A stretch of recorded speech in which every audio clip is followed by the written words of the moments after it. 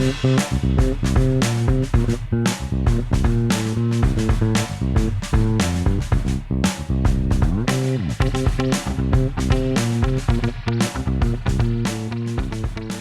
to Daily Variety, your daily dose of news and analysis for entertainment industry insiders. It's Thursday, October 2nd, 2025. I'm your host, Cynthia Littleton. I am co-editor-in-chief of Variety alongside Ramin Satuda. I'm in LA, he's in New York, and Variety has reporters around the world covering the business of entertainment. In today's episode, Variety's Dan D'Addario goes inside the mind of a man who is playing a serial killer. Charlie Hunnam is Variety's cover star this week. And I have a little fun by stepping into the Wayback Machine to visit the Variety archives. I found an October front page of Daily Variety from many years ago that has some pretty wild parallels for today. But before we get to that, here are a few headlines just in that you need to know. Peaky Blinders is coming back with a new generation of Shelbys. Netflix and BBC have given a 2-season order to a sequel series from creator Stephen Knight. No word on the cast, but original star Cillian Murphy is on board as an executive producer. My colleague Elise Schaefer in London has the big story on Variety.com. Jane Fonda is fed up. The legendary star from a famous Hollywood family has relaunched the Committee for the First Amendment. That was an initiative founded in the 1940s by her father, Henry Fonda, to guard against attacks on free speech during that dark period when a troubled senator from Wisconsin terrorized the nation with his Red Scare tactics. Jane clearly sees history repeating itself. She says, quote, "The McCarthy era ended when Americans from across the political spectrum finally came together and stood up for the principles in the Constitution against the forces of repression. Those forces have returned, and it is our turn to stand together in defense of our constitutional rights," end quote. Fonda has more than 500 A-listers on board, including Kerry Washington, Pedro Pascal, Billie Eilish, Sean Penn, and Barbra Streisand. On a much lighter note, Nikki Glaser has set a new comedy special at Hulu.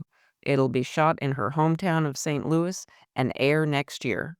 Of course, we'll see her on January 11th when Glaser hosts the live Golden Globe Awards telecast for the second year in a row. All of these stories and so much more can be found on Variety.com right now. Now we turn to conversations with Variety journalists about news and trends in show business. In today's cover story segment, we'll talk to Dan D'Addario, Variety's senior correspondent, about his profile of actor Charlie Hunnam. The Sons of Anarchy veteran is back to series TV in Netflix's Monster, the Ed Gein Story. Hunnam has taken a long break from acting, and he's really hunkered down as a writer in recent years. He's even sold a pilot to FX.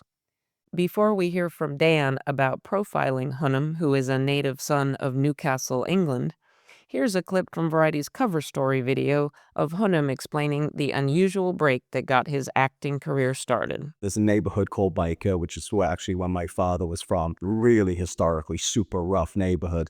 But there was a TV show called Byker Grove where I grew up, and it was like the only TV show in about like a, 200-mile radius that was shot where I was from.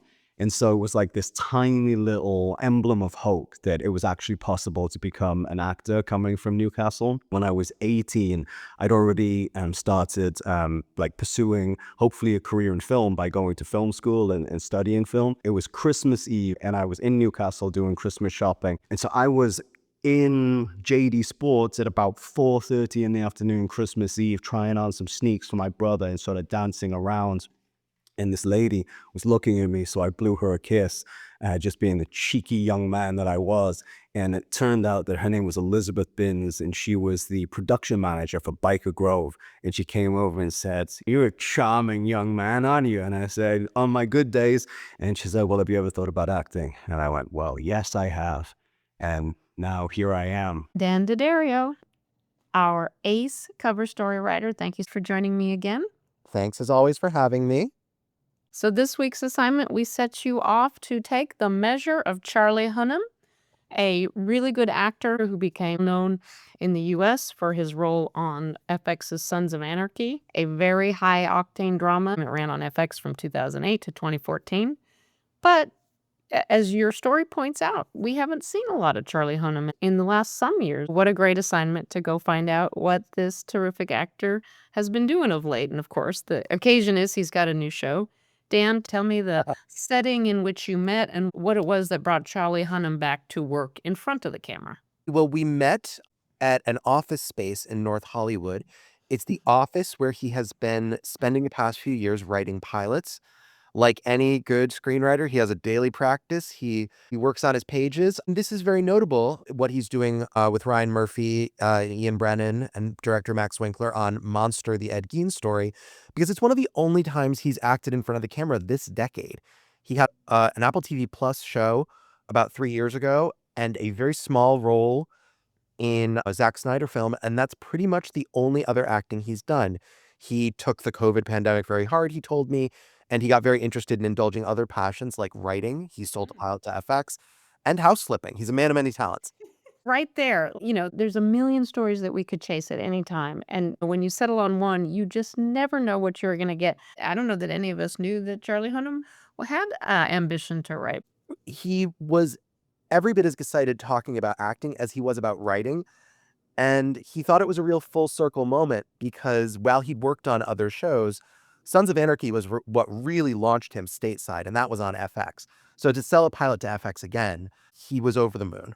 Dan, did he give you any hint, the focus of this pilot? Was it a comedy? Is it a drama? Is it a classic FX dark dramedy? The sense I got was that it was in the world of drama, but I'm a writer as well. I'm sympathetic. You sell no wine before it's time. He would not spill the details because he wants to be out when it's ready. So that's the writer in him. Oh, we know those writers. What was it about this particular serial killer that brought him back to being the lead in a series? So if you don't necessarily know the name Ed Gein, you know his legend because Ed Gein is the murderer who died in an insane asylum some years ago, whose crimes inspired the Texas Chainsaw Massacre, are said to have inspired Psycho, are said to have inspired Buffalo Bill in Silence of the Lambs. And he was a very grisly guy, suffered from all sorts of mental illness. And the way it manifested itself was in his mutilating his victims or grave robbing. Obviously, not the kind of stuff you necessarily want to be watching over breakfast, but it is a story that goes deep and dark. And from what I've seen, the season is interested in probing the roots of how a person comes to do something like this and the ways in which it ripples outwards through culture. The season is explicitly concerned with the ways in which the culture metabolized Gein and made him into a character. I'm told that Alfred Hitchcock enters the story as a character, played by Tom Hollander. And so all of this adds up to a three-course meal for an actor. He didn't just transform his voice, his bearing, but he gets to go to places that only Ryan Murphy can take you. Ryan Murphy oversees the whole thing with his top lieutenant, Ian Brennan, writing every episode and Max Winkler directing some episodes. And Ryan Murphy is extremely interested in the extremes of human nature and what we can learn from our shared cultural history. And I think that Charlie Hunnam was eager to get on that ride. To the credit of the Ryan Murphy organization, they tell the drama, but there is always that underlying of why did this happen? And oftentimes, how did so many people miss it? What was the racism? What was the blindness to what was going on? What was the LGBT discrimination going on? And there is a lot to probe. So you're sitting there talking about a notorious serial killer. How did you find Charlie to be in terms of to interview? Was he warm? Was he forthcoming? Yeah, he was warm and forthcoming, willing to go anywhere in conversation. I was quite struck. He was very honest about it. First of all, we were supposed to meet in his favorite coffee shop. We got there and he didn't want to discuss the pretensions of an actor and his process and all those things that are part and parcel of talking to an actor. He didn't feel comfortable talking about that in front of the baristas he saw every day. He thought he would look pretentious. And so we went to his office space and he opened up and he said, I haven't had occasion to do this in a while. And that gave rise to a really interesting, open conversation. I would say that he now wears the story lightly. He does not carry it with him because, as he said, when he's working, he's really in it. He is mission driven. Nothing will divert him from the goal of doing an amazing job playing Ed Gein. But when he emerges, he has to re-enter his real life. And he was in real life mode. It was just a frank, open conversation with someone who is that wonderful thing, passionate about what he does. The whole time during Sons of Anarchy, all the FX folks would say that he was just a really kind and warm person, despite the crazy things that he did in front of the camera. Of course, Charlie is a son of Northern England, now relocated to Southern California, and house flipping. I think that's also an interesting pastime. First of all, it runs in his blood. He told me that growing up, his family moved annually because his mom was always on the hunt for bigger and better.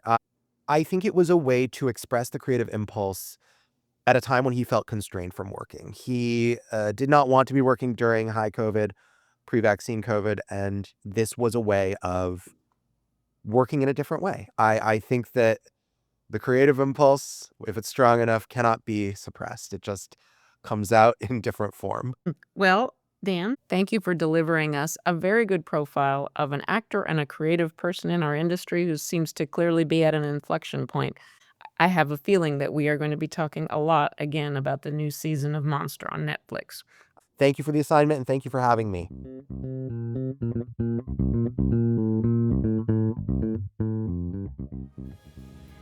Now, listeners, let's time travel back to 1956. For kicks, I often flip through Variety's voluminous archive to find stories and headlines with news from the past that resonates in the present day. The front page of Daily Variety from October 1st, 1956 really fits that bill. Remember, folks, we've been at this since 1905. And away we go. On this Monday edition from the early fall of 1956, our banner headline is Government Aid for Distressed Exhibs. The story is all about the Small Business Administration in Washington, D.C., recommending that it grant low-interest loans to struggling movie theater owners. Remember, television was still relatively new, and it was taking a big toll on moviegoing in these days. The other top-of-the-page story is about the board of the Academy of Motion Picture Arts and Sciences voting unanimously to create the foreign language category at the Oscars.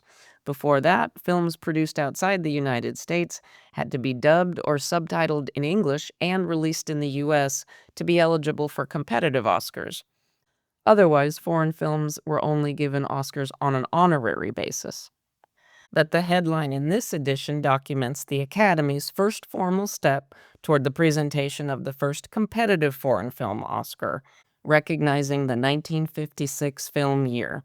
And the winner was Federico Fellini's La Strada, a brutal drama set in post-war Italy that starred Anthony Quinn. Back to the front page, there are 12 story starts in total. It was packed. Here's 2 more fun ones. There's a good yarn about the famous producer Samuel Goldwyn, who was known to be a handful. He's the source of the original G in MGM, Metro-Goldwyn-Mayer, although Samuel Goldwyn was famously elbowed out of the Goldwyn Pictures business that he founded in 1922, just as that company was acquired by Metro Pictures, and then Metro Pictures turned around and merged with producer Louis B. Mayer. Samuel Goldwyn was in the name MGM, but he never was a player in the business. Samuel Goldwyn is also the grandfather of actor, writer, director Tony Goldwyn. The headline reads, Sam Goldwyn invades another world, Ike's White House press room. And the story reads, Dateline Washington, September 30th. Samuel Goldwyn called on President Eisenhower Friday and then stepped into the White House press room to find himself in a world that knew him not. Goldwyn was introduced briefly to the newsmen. I'm sorry, said the correspondent for a large NY paper, but I missed your name. Goldwyn, surprised, obliged with the information. A wire service man asked, Are you still the head of MGM? Goldwyn looked at him suspiciously for a moment and replied, slowly and carefully, I sold Metro 38 years ago. Are you kidding? No, sir, was the reply. I guess we live in another world here. That's the whole story. And finally, Here's a classic bottom-of-the-page, two-sentence item about a casting call for the movie Raintree County. That's a 1957 Civil War set romance weeper starring Elizabeth Taylor and Montgomery Clift. The headline reads, 1,000 Raintree Extras 20-year MGM record. The story states, Metro will place a 20-year record call for extras next week when the company uses 1,000 for Raintree County. It's the largest since 1936, when the studio used as many in The Good Earth. Listeners, as we return to 2025, I want to point out that there's a Raintree Circle Street in Culver City that sits on a patch of land that was once owned by MGM and used for filming Raintree County and many other movies. The history of our business is everywhere in Southern California. You just have to look for it.